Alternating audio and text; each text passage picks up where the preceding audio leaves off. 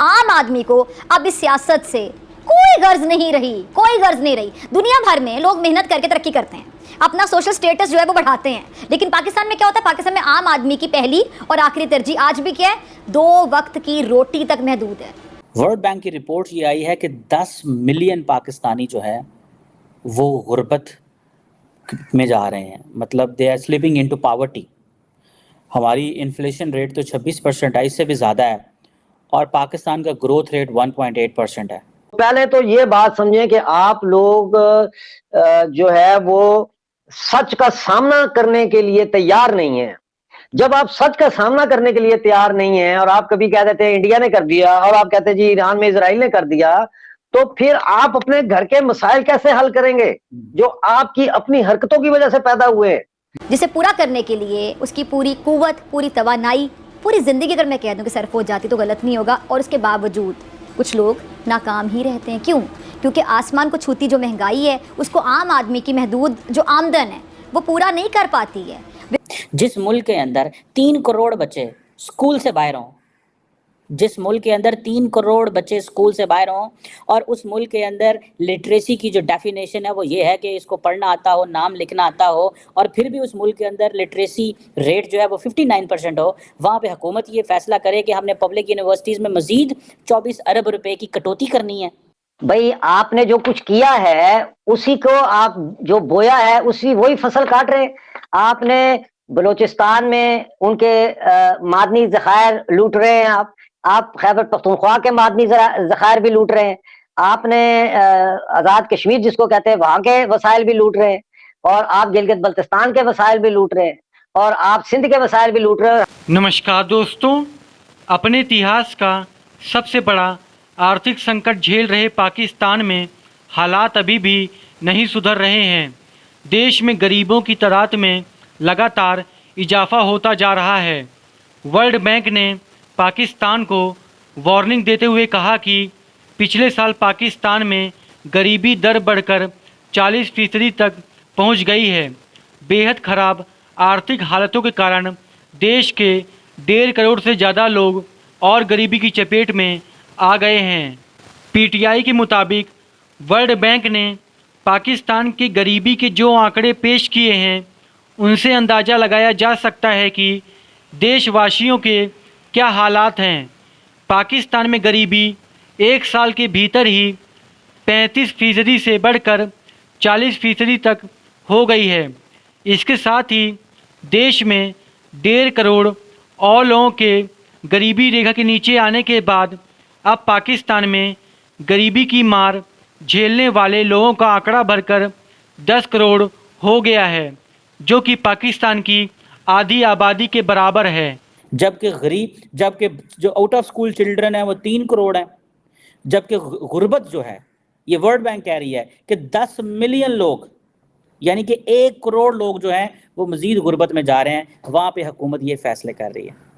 अगू तुसी हिसाब ला लो हमारी प्रायोरिटीज़ किसे, हमने मुकाबला किसे कहता है मुकाबला इंडिया ना करना है, ठीक है। उधर अपने मसाइल हैं, उनकी अपनी गुर्बत के मसले हैं, उनके अपने अनएम्प्लॉयमेंट के इश्यूज़ हैं, उनके अपने मसाइल हैं, लेकिन हमारे जो मसले हैं इस पे कौन फोकस करने वाला भाई।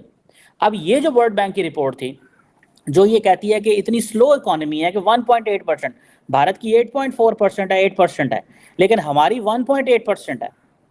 और ये आप देखें कि ये आप देखें ये आपकी इकोनॉमिक आउटलुक है, ठीक है। तो जो ग्लोबल फाइनेंशियल इंस्टीट्यूशंस हैं, जिसमें इंटरनेशनल मॉनेटरी फंड है, जिसमें वर्ल्ड बैंक है, ये बड़ी, जिसे कहते हैं ना, बड़ी ग्रिम इकोनॉमिक पिक्चर पेश कर रहे हैं।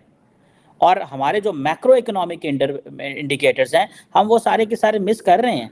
मुझे समझ इस चीज़ की नहीं आती, 17-18 अरब डॉलर तो हमारी एलीट खा जाती है, उनके पॉक्स प्रिविलेजेस, मज़े, अयाशियाँ, प्रोटोकॉल, रोटर घोटर, गाड़ियाँ, हटो बचो, टू टू पापा के लिए हमने रखे हुए हैं।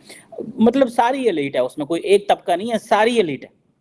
वहाँ पे आपने फैसला किया है कि जो मैं खुद पब्लिक सेक्टर यूनिवर्सिटी में पढ़ाता रहा हूँ, मुझे पता है वहाँ पे तो टीचर्स के बैठने के लिए चेयर नहीं होती, और वहाँ पे लार्जली बहुत सारे ऐसे पब्लिक, और हमारा हर पॉलिटिशियन एक ही चीज़ चाहता है, मेरे हल्के में यूनिवर्सिटी बना दो। और यूनिवर्सिटियों का क्या काम है, अगू ओ की पैदा करना है, सानू कोई पता नहीं की पैदा करना है।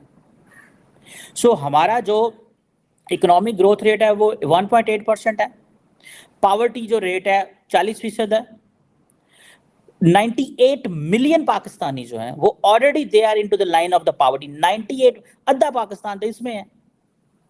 हमें यह बताया गया था कि हम जो है वो एक कॉम्प्रिहेंसिव नेशनल सिक्योरिटी डेफिनेशन लेके आए, नेशनल सिक्योरिटी की कॉम्प्रिहेंसिव एक डेफिनेशन लेके आए हैं जिसमें traditional security and non traditional security को अहमियत दी जाएगी। आप देखें ना, 2 महीने तक महारंग बलोच ने जनवरी फरवरी 2 महीने इस्लामाबाद में धरना दिया मिसिंग पर्संस के लिए।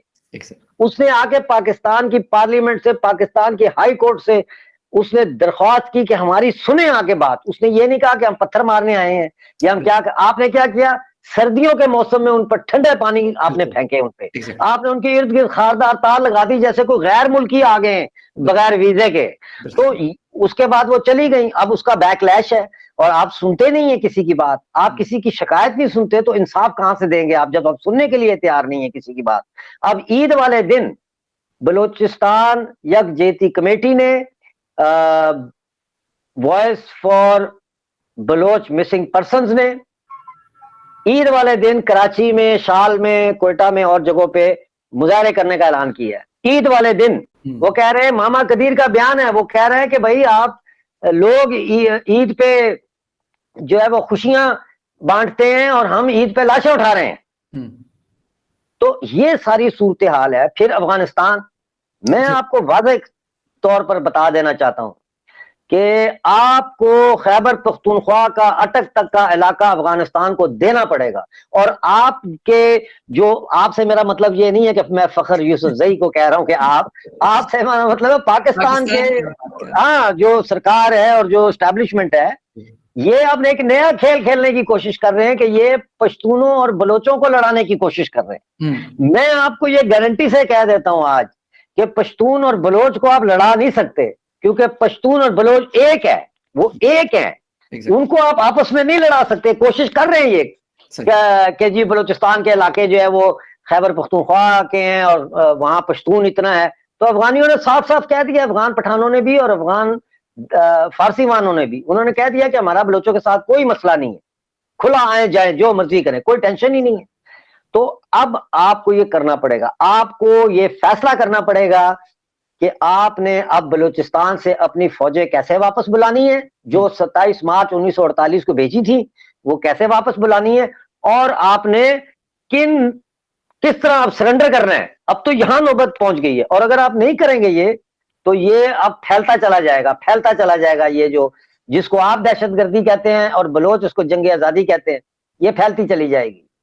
ये जो चाइनीज मरे हैं, चाइनीज की बात की ना आपने, ये चीनी जो मरे, जो पहली दफा तो नहीं मरे, कराची में भी मरे थे जब हमला हुआ, कराची में भी हुए और फिर ग्वादर में भी, फिर ये हुए जो 1 साल 1.5 साल पहले 9 इंजीनियर मारे गए थे, अब उसी जगह पे 5 और मारे गए। भाई आप एक मुतनाज़ा इलाका में आप डैम बना रहे हैं और चीनी साम्राज्य को आपने वहां लाके बिठा दिया है, तो आप फिर कहते हैं कि पता नहीं क्या बात है, ये क्यों हो रहा है, ये क्या मसला है, ये इजराइल कर रहा है या ये इंडिया कर रहा है। आप खुद कर रहे हैं,